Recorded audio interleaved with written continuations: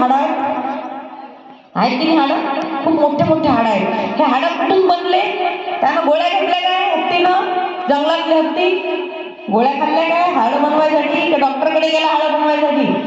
का बुंदी याचे लाडू खाल्ले ड्रायफ्रूटचे? काहीच न खाता त्याचे एवढे हाडं बनले. काय खाते तो हत्ती? काय खाते हत्ती? सारा हिरवा चारा आहे ते खाते, पानं खाते. त्याच्यातून त्याचे हाडं बनतात. मग आपलं नाही बनू शकत काय? आपण खातो का पानं? खातो का आपण पानं? नाही. त्याच्यानंतर हरिण बघा, हरिण एवढेशे बारीक बारीक पाय असतात त्याचे, एकदम छोटेसे, आणि एवढा छलांग मारते, खूप मोठी छलांग मारते, उडी मारते. त्या गाडीवरून पण जाते, एवढी उंच उडी मारते, एवढ्या बारीक पायाने. एवढी शक्ती कशातून आली त्याला? काय खाते तो? त्याच्यासाठी बनलेलं अन्न ते खाते. पक्षी उडतात की नाही? एखादा मला 100 पक्षी उडतात, एकमेकाला टकरावतात का कधी? एक रस्त्यानं जाता जाता आता समजा आपण तरी एकमेकाला असं पटकन ते गावामध्ये आदळतो. पक्षी आदळला खाली पडला असं कधी दिसलं का तुम्हाला? त्याचं बॅलन्स किती चांगलं असते आहे ना? म्हणजेच काय, पक्षी पण त्यांना जे पाहिजे ते खातात. काय खातात पक्षी? दाणे.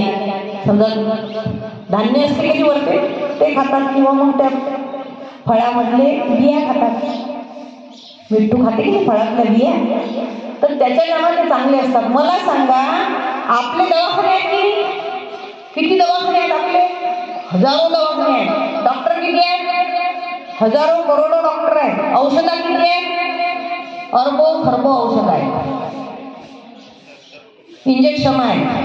आणि आपल्याला त्याच्यावर भरोसा आहे की याच्यामुळे आपलं आरोग्य चांगलं आहे ना? तर पहा, त्याचा कोणता दवाखाना आहे काय? कुत्र्याचा दवाखाना, गाढवाचा दवाखाना, हत्तीचा दवाखाना, माकडाचा दवाखाना, मासोळीचा दवाखाना आहे काय? लक्ष द्या इकडे, समजून घ्या. हे कोणाचा दवाखाना आहे का? नाही. तरी पण त्यांचे आरोग्य चांगलं असते. त्याची कॅल्शियम कमी होत नाही, त्याचं B12 कमी होत नाही, त्यांचं काही त्याला कोणता रोग नाही. माणसानं समजा एखादं कुत्रं पाळलं तर त्याला खरूज होऊ शकते. काय म्हटलं मी? माणसानं समजा एखादं कुत्रं पाळलं तर त्याला खरूज होऊ शकते. खरूज का बरं? कारण की माणूसही चुकीचं खाते आणि त्यालाही चुकीचं खाऊ घालते. त्या कुत्र्याचा मालक काय खाते? बिस्किट. आणि कुत्र्यालाही बिस्किट टाकते. तो पण दूध पिते, कुत्र्यालाही दूध आणि पोळी टाकते, आणि त्यालाही खरूज होते. त्या मालकाला, कुत्र्याच्या मालकालाही खाजवते, त्यालाही खरूज होते, त्या कुत्र्यालाही खरूज होते. हे का बरं होते? चुकीचं खाल्ल्यामुळे. समजून राहिलं काय?